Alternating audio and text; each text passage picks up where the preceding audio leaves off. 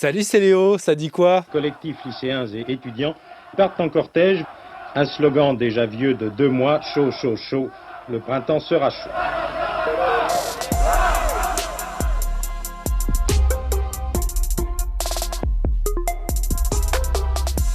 C'est une tradition vieille de 134 ans, la fête du travail aujourd'hui et ses manifestations du 1er mai, comme dans ce reportage de mes vieux collègues de France Inter en 1973 à Paris.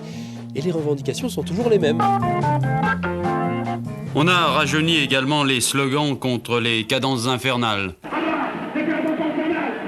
Alors cette année encore, les syndicats vont demander de meilleures conditions de travail et une hausse des salaires, mais aussi la paix à Gaza, en Ukraine et une Europe plus protectrice. Manifestation prévue à 14h à Paris.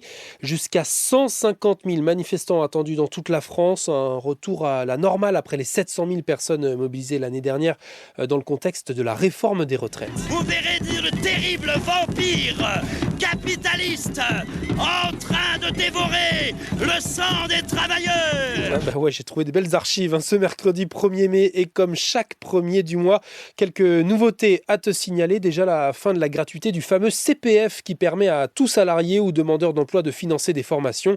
Désormais, il faudra payer de ta poche 100 € pour pouvoir passer par exemple un permis de conduire, apprendre l'anglais ou encore passer un CAP cuisine. J'adore manger, boire, fumer. Asseyez-vous et bouffons ensemble. Parmi les autres nouveautés de ce mois de mai, aujourd'hui c'est le dernier jour pour t'inscrire en ligne sur les listes électorales et pouvoir ainsi voter le 9 juin prochain aux élections européennes. Et puis si tu es étudiant ou futur étudiant, tu as jusqu'au 31 mai pour déposer ton dossier de demande de bourse ou de logement pour la rentrée universitaire de 2024. Le simulateur du Crous peut t'indiquer si tu es éligible ou pas. Chaud, chaud, chaud, le printemps sera chaud. Bon, pour l'instant, le printemps 2024 est surtout mouillé et ça va pas s'arranger avec ces 14 départements placés en vigilance orange aux orages à partir de ce mercredi soir, de la Bourgogne à la Picardie en passant par toute l'Île-de-France, pendant qu'à l'autre bout de la planète, là, il fait bien chaud. Trop même, 50 degrés ressentis à Bangkok. J'ai chaud, je ne me sens pas très bien. Vous voyez, j'ai un petit linge mouillé, je le mets sur ma tête pour éviter de refaire un malaise. Les habitants évitent donc de sortir de chez eux entre 10h et 18h, sauf les taxis-motos, les livreurs, les vendeurs ambulants qui sont les premiers impactés. Et les autorités appellent à la vigilance face à ce qu'elles décrivent comme un niveau de chaleur extrêmement dangereux. Et alors que 30 personnes sont déjà mortes d'insolation depuis le début de l'année, et là depuis quelques jours, les pharmaciens sont débordés. Pourtant les Thaïlandais sont habitués aux fortes températures. Mais là ça nous dépasse, beaucoup n'arrivent pas à dormir la nuit. Par conséquent, leur santé se détériore. En plus de la Thaïlande, le Cambodge, la Birmanie ou encore le Vietnam prévoient des températures supérieures à 40 degrés. C'est horrible cette chaleur, je suis en sudation, j'ai l'impression que je fais des palpitations. En fait, l'Asie du Sud-Est est une des régions du monde les plus vulnérables face au changement climatique. Si les 2 degrés de réchauffement sont dépassés ces prochaines années, le seuil des 220 jours de chaleur extrême par an sera atteint. Ça vous ennuie si je vomis ? Et tiens, pour lutter contre les émissions carbone, je t'ai déjà parlé de cette initiative en Allemagne que le gouvernement français n'arrive pas à mettre totalement en place chez nous. L'abonnement est limité à tous les transports en commun, métro, bus, tram et trains régionaux à 49 € par mois pour tous.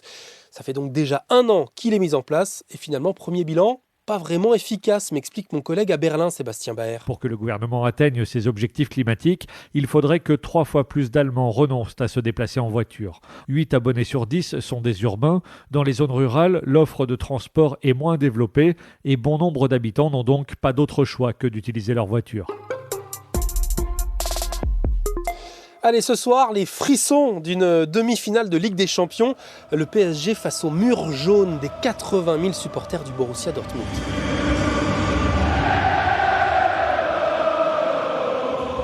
Confiant. Très honnêtement, cette année, c'est la nôtre. Pour leur donner la baraka, j'ai déjà tout réservé pour la finale.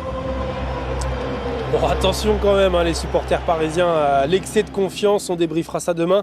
Hier, le Bayern et le Real ont fait match nul de partout. Rendez-vous la semaine prochaine pour les matchs retour. Et alors, qu'est-ce que j'en ai à foutre, moi ? À la limite, si vraiment t'es pas foot, je peux te proposer une série pour ce soir. Action !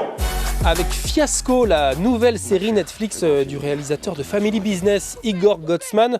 L'histoire d'un tournage de film qui tourne au fiasco et d'un réalisateur un peu loser joué par Pierre Ninet. Action, tu peux dire action. Action. Plus fort.